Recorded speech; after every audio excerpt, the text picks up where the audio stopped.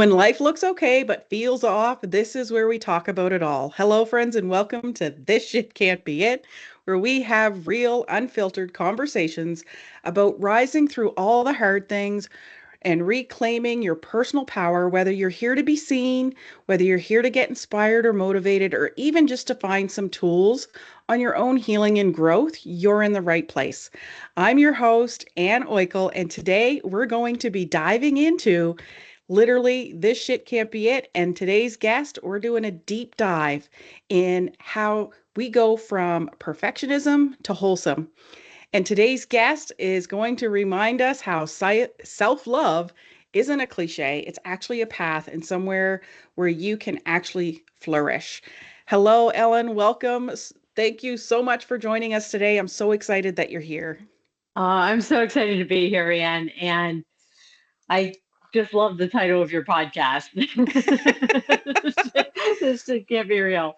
How many times do we say that in life? And Right. just think that there's got to be something more, something different than what we're going through. Yeah, I used to say it a lot actually. I was stuck in that cycle, that rat race of the 9 to 5, and I didn't hate my job, but it wasn't fueling me either. And how many times I would come home and sit with my husband at night and we'd be saying, like, this shit can't be it. There's got to be more to life. So, and there is. We all have trials, we all have tribulations that we have to overcome, and a lot of things we cannot control, but a lot of things are belief systems and things that are happening within us whether we developed it from childhood or even into our adulthood. What are some of your early struggles that you went through that you had to deal with when it came to self doubt and perfectionism? Oh, thank you for asking. It started pretty young. My parents had a pretty tumultuous marriage. There was a lot of verbal abuse, some physical abuse, and I became my mother's confidant at a really, really young age. And so, I chose to become the peacekeeper, the people pleaser, the perfectionist, because I thought that if I did everything right and didn't cause more anguish for my mother, that she would be happier and, you know, I would get treated better or that I would get the love and attention that I was wanting and deserving. And, you know, um, now after many decades, I have realized that, she did the best she could with the tools she had and with the resources she had and with the burdens that she had. And as you said, we have to look at what's in our control and what's outside of our control. And, there comes a point in life where all of that perfectionism, all of that looking outside of myself for validation, for acceptance, for love, left me overwhelmed and exhausted and just feeling like I was trudging uphill constantly and like there was never going to hit the summit. And that's when I started looking at the just choices that I made, the decisions that I made, and said, what else is out there and how can I make my life not be such an uphill battle? Right. So, at what point for you did that exhaustion loop actually come into your awareness that this isn't working? That Yeah. it's exhausting because perfectionism, let's face it, it's exhausting. I can relate as well. And I love that you touched on that, you know, our parents did the best they could. Like, I remember I went through a hard time after my mom passed away, and I got extremely angry with my father, and I felt he wasn't there for us. But at the same time, by tapping and healing myself, I've learned and gave him grace because he didn't do anything maliciously. He was doing the best he could. So, at what point did your perfectionism actually come into your awareness where you could say, this isn't working for me anymore? And how did you start changing and shifting that?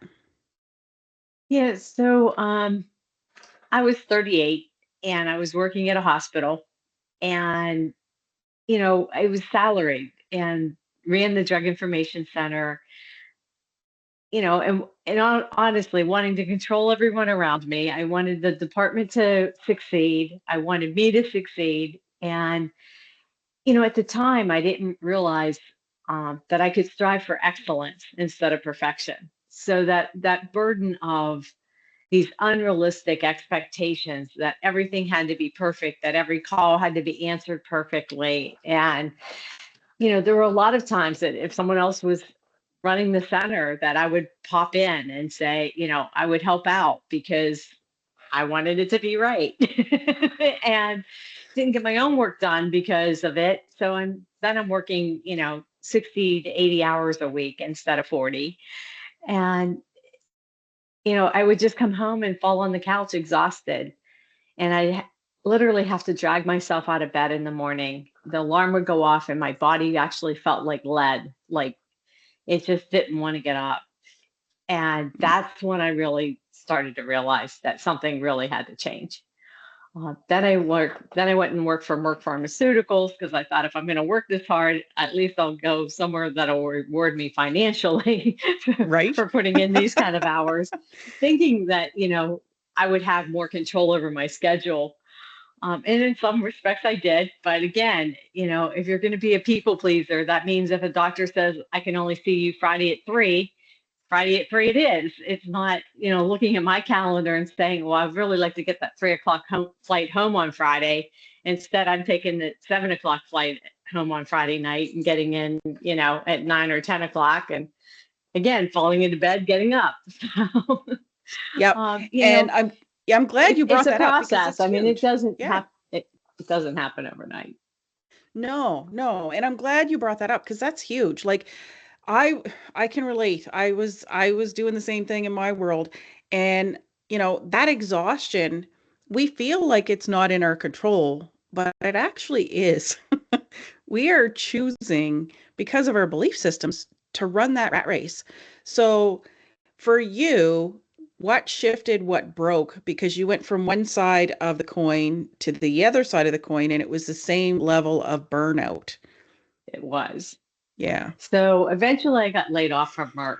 And at that time, I had already started. Well, actually, my father passed away in 1999. And when he was ill, he was asking me, like, how do we know about all these drugs that are interacting?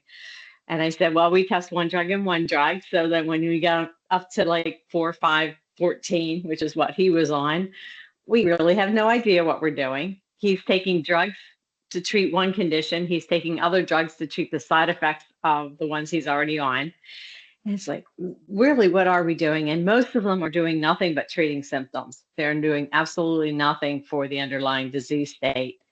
They're managing it, but they're not treating it or curing it. So I switched gears and started a holistic health and spirituality program with Wholeness University in Missouri.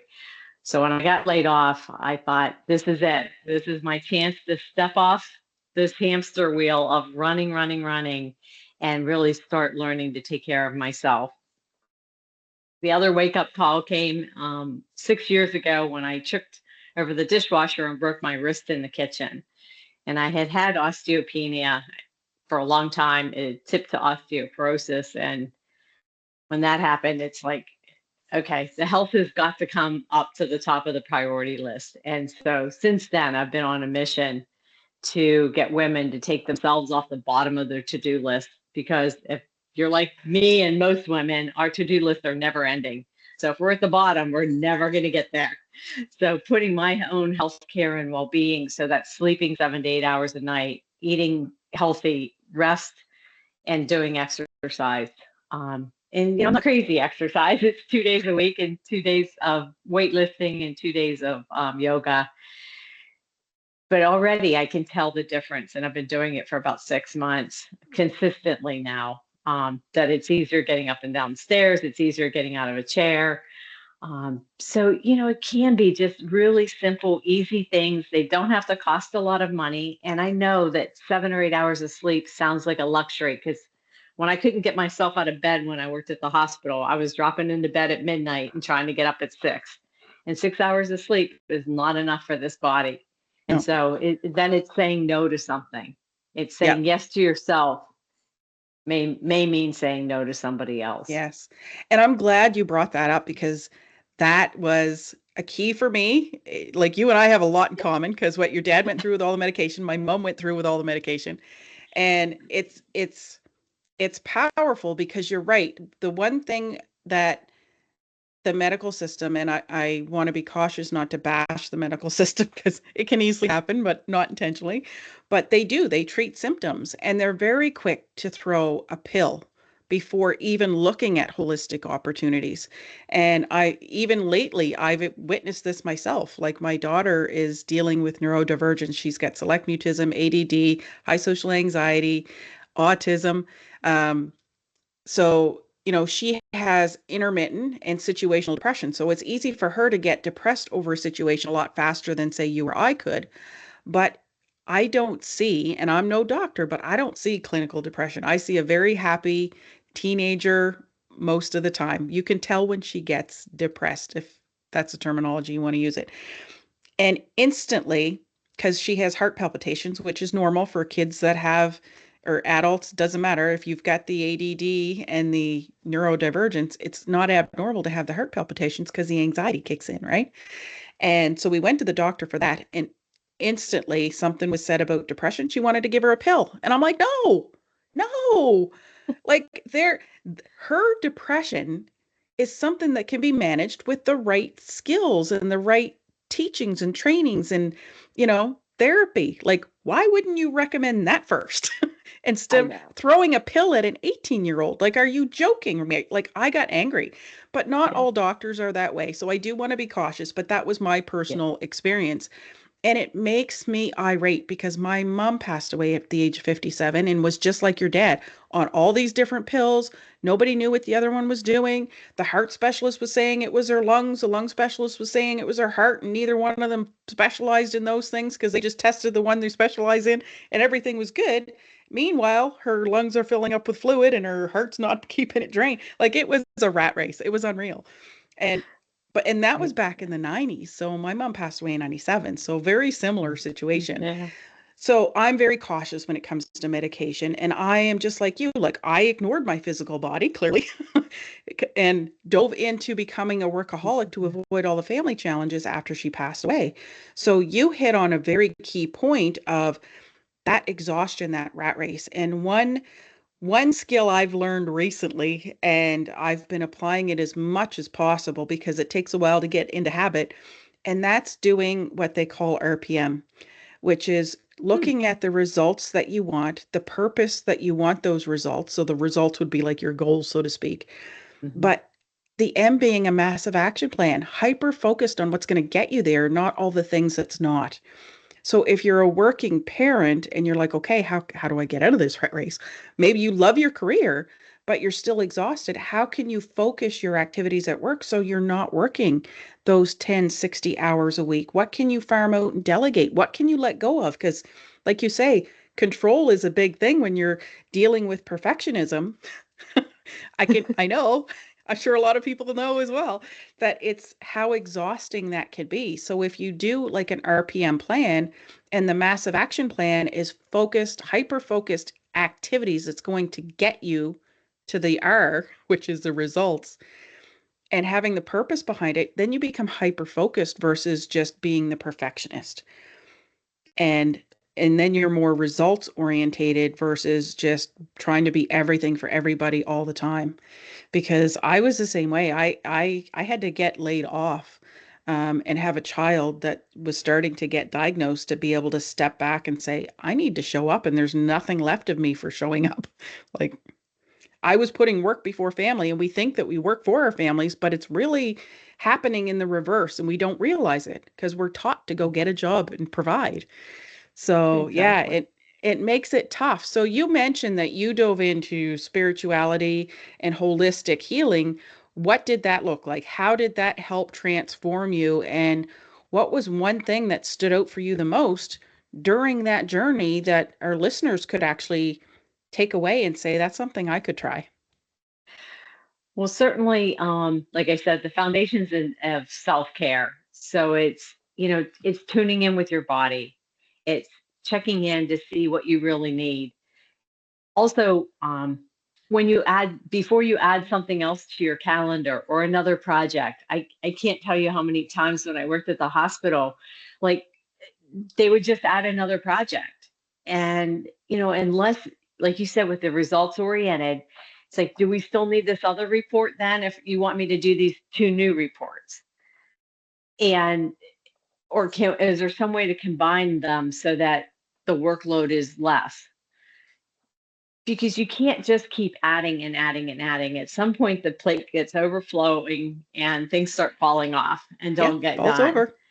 So I now ask myself two questions, and I'm actually going to pull the sticky note right off my Oh, computer nice. because I need reminded every day. So it is, I plan to thrive.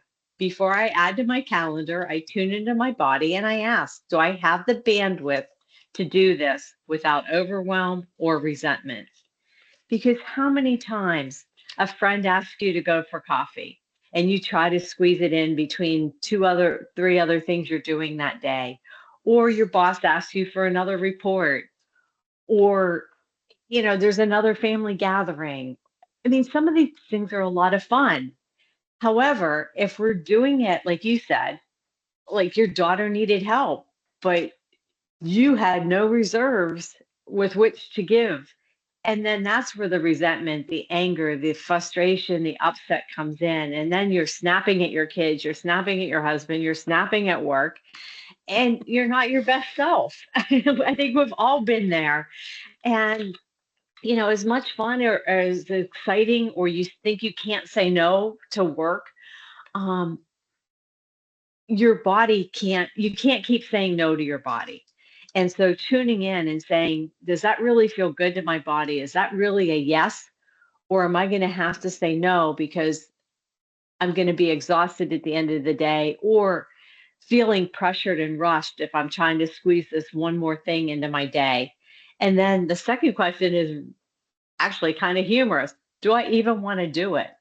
Because how many times do we just say yes out of a feeling of obligation, a feeling of not wanting to disappoint someone, not wanting to hurt someone's feelings? And, you know, what are you doing to yourself? Yes. And like you say, maybe that family gathering is part of filling your cup up.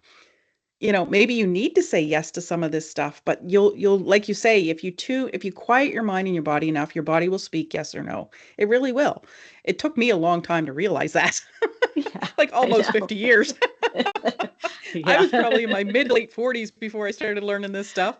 So yeah, so it that piece is huge, like 100%. And I love that sticky note. I think I might actually take that and put that on my computer too, because I'm like you, I have sticky notes around to remind me, and I post things around to remind me.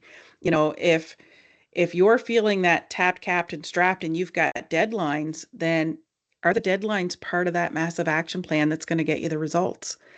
Because if they're not, maybe you need to just not do it. Maybe it's time to check out and go for a walk outside and just get grounded for a bit. Take a breather and just get grounded. And I can't tell you how many times I never did that when I was working. Like I just didn't. It was Yeah. just the mentality. And one thing I noticed is that while we're doing that, we're teaching them, the kids, that they're not enough. We wonder where these limited beliefs come from. It's not always from our speech. Our actions speak volumes. And if we're tapped and we're giving everything to work, we're telling our kids that they're not a priority. And they're learning that through our actions, our habits. They're learning it because we're giving everything to work, the best hours of our day. And we're coming home, like you say, short fused with everybody. I could shut down a whole household, including the animals. That's how powerful my energy was. It was Wow. insane. And I didn't realize that was happening when it was happening, but oh my God, that's what stress can do to you. And you can literally walk through a door and not say a word and have your animal cower because your energy is so strong. And that's stress. And I've had that happen. I'm like, what's wrong with the dog? They want nothing to do with that Nothing, energy. nothing, right? Nothing. I didn't say a word. What's wrong with the dog? So, but it's true. It happens. Like even the cat, like cats are very independent. They will have nothing to do with you when you're When absolutely you're nothing. stressed. I know. No, no, none whatsoever. So, you dove into the spirituality. So what is your Yeah, business now? Because you got out of the corporate world and dove I into your own did. business. So what is your business now that you've gone through all of this? How did you transition from all of that to this? Well, and part of it was during my schooling at Wholeness University. I had several classes where I had practicums, so I did have to start seeing clients. And also, I did my dissertation on. Oh yeah, it's been a while. It's just a lot about my dissertation. Um, Healing the cycle of addiction to cigarette smoking, and that's really been my passion, and that is what I continue to help people get over addictions, or I like to call them habits that don't support us. Um, because it's so Yeah. easy, like you said, to do things that to just put yourself into work so you don't have to deal with the grief of your losing your mother, of dealing with family dynamics that feel overwhelming, or something you just can't deal with. So we distract ourselves with something else. Yep. So I started seeing clients then, and then eventually I went back and helped out at Wholeness University and became president of the university for 2.5 years. Oh, And wow. yeah, and we moved in the middle of my dissertation and moved again. So again, lots of changes, lots of um, times to reassess and reevaluate and restart. And I guess that's probably the biggest thing, is that every day is a new start. So every day is a day that you get to make new choices that support you. And again, it's Yeah. not about being perfect. It's not about making, never eating French fries again, because that's one of my weaknesses. um, but it's but it's balancing that with healthier choices. Yeah. So, and then this The past evolution. year, I just released the book, From Simply Surviving to Radically Thriving: 5 Steps to Unleash Unstoppable You. It is geared toward women because I feel like myself, there's a lot of women out there that aren't prioritizing their own well being and their health care. Getting to your point, there's a nice graphic about what's inside of your control, this nice red circle. Things of like what I eat and drink, my actions, my opinions, as you said, your thoughts and your belief systems, your values, and values and beliefs can change over time. And the belief that you've got to be everything to everyone and that you're not important is a belief that I think needs to be shifted. And it's certainly one that I am actively working on shifting. There's also a nice diagram of the 5 steps to unleash unstoppable you, and your listeners can get a handout of this. And the other piece that was really important for me was tuning into my emotions, really figuring out what it is that I'm feeling, because your body, through emotions, your body keeps score. Is Bessel van der Kolk's book. Candace Pert wrote Molecules of Emotion. So if we're denying that we have them, if we're shoving them down, if we're ignoring them, they're going to come out, and usually at not the most opportune time. The other thing is say you're ignoring anger. At some point, you're going to explode over something that might be deemed as fairly minor. And but it's not minor because there's an accumulation of stuff just piling up. It's like not cleaning your house. Right. So I like to think of tuning into your emotions and processing emotions is like dusting off the inside of your body and just removing what no longer serves you. And I have a lot of techniques to help people release old emotions and old patterns, because I really do believe that that is the basis of a lot of, if not all, diseases, is just us not taking care of ourselves. Grief lodges in the lungs and the large intestine, is just one example. Since we have talked about losing parents and grief, um, so if you're having breathing issues, if you're having large intestine issues, you know, maybe you have some grief that hasn't gotten processed and worked through. And is it really easy work? Not all the time, especially if you're one that spent a lot of your life ignoring emotions, and they're messengers. So sadness is a messenger, grief is a messenger, anger is a messenger, that maybe you're doing too much or you're saying yes when you should say no, um, that your boundaries are being violated. So, it's again, it's that time, Yeah. taking that moment, taking that breath, saying, oh, I'm really sad. What do I need right now? What's that sadness trying to tell me? For me, I've been sitting with some sadness lately, and what it told me is that I didn't feel safe and secure. So, like you, walking outside, grounding, taking 5 minutes either for a nap or to just sit quietly and let your body rest and know that it's safe. Yeah, that's huge. And I'm glad you brought up when you mentioned the addictions, you didn't mention all the typical addictions like alcohol, drugs, because the perfectionism is an addiction. The workaholicism is an addiction. Like Addiction. there are so many sociably acceptable behaviors that can turn into addictions if they're excessive, that most addictions are mental in nature. And again, I go back to my daughter, like with the ADD, she needed help with focus in school. So I avoided drugs for as long as I can, but I was seeking alternative resources and didn't find any. We live in Alberta and we're from Nova Scotia, which is 5,000 kilometers away.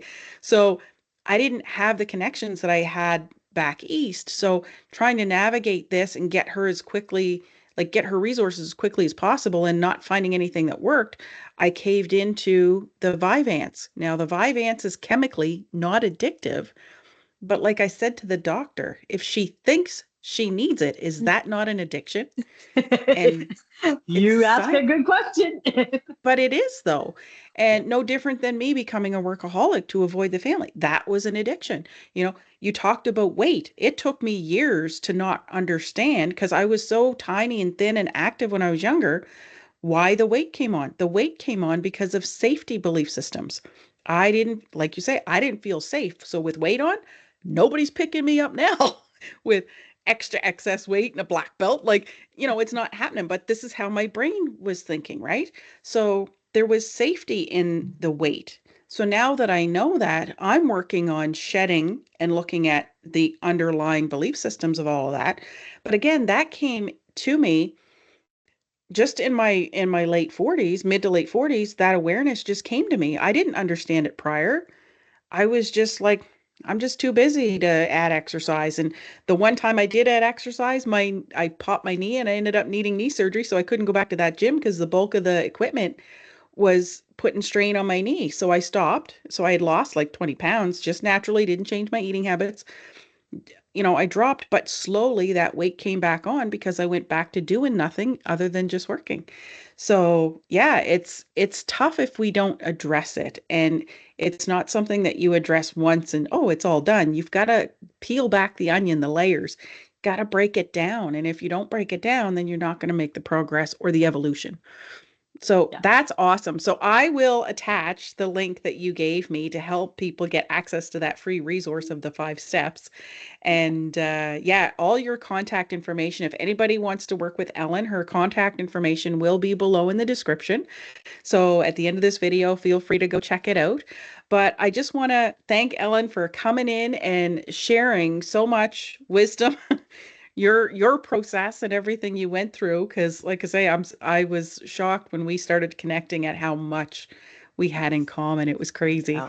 And yeah, I hope our listeners are able to take some of this away. Grab her free resource. I'm going to grab it and, you know, use it. If you have questions, feel free to reach out to myself or Ellen directly. Please.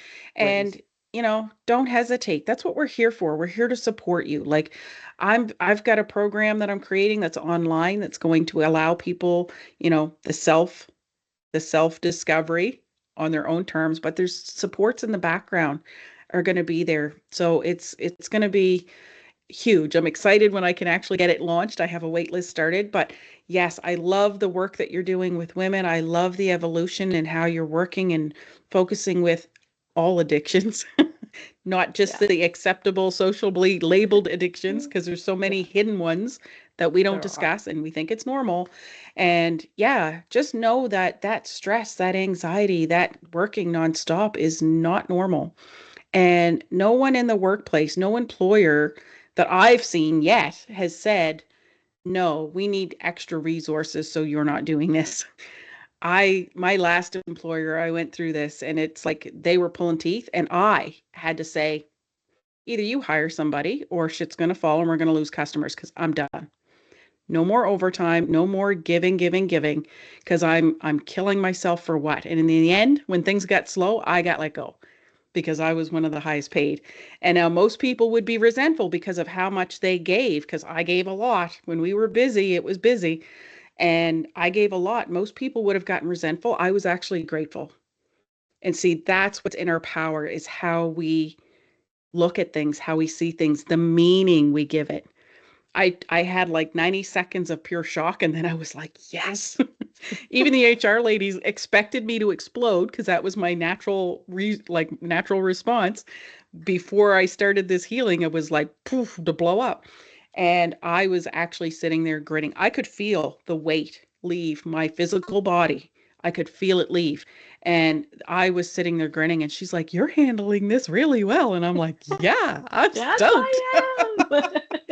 So, Because yeah, my health kind and of a well-being are going to be a priority it's now kind of an instead of odd you. response when you get laid off. But it was the context. I actually was looking forward to it. I was hoping they would do it. So, yeah, it's all in the meaning and the perceptions and how we, like you say, think, feel, and act. The meaning we give things impacts our actions. So, I could have been explosive that day and lost my shit, or I You could chose be grateful for to be what's grateful for next. the what's next. Yeah, 2 days Yeah. before my 50th. Tell me that's not a sign. Woohoo! Yeah, that's Anyhow, perfect anybody who timing. wants our information, it's going to be below in the description. Thank you so much, Ellen, for coming on. It's been a slice. I always Thank enjoy you. talking with you. And thank you for the free resource for all of our listeners. Welcome. It's down in the description. That's wonderful. And I do have a supportive community as well. We meet twice a month for self-love tune-up. So if anyone's interested, that Nice. will be in my information as well. Awesome. Excellent. Excellent. Take care, everybody. Thank Have a you, my wonderful day. friend. Yes, take care, my love.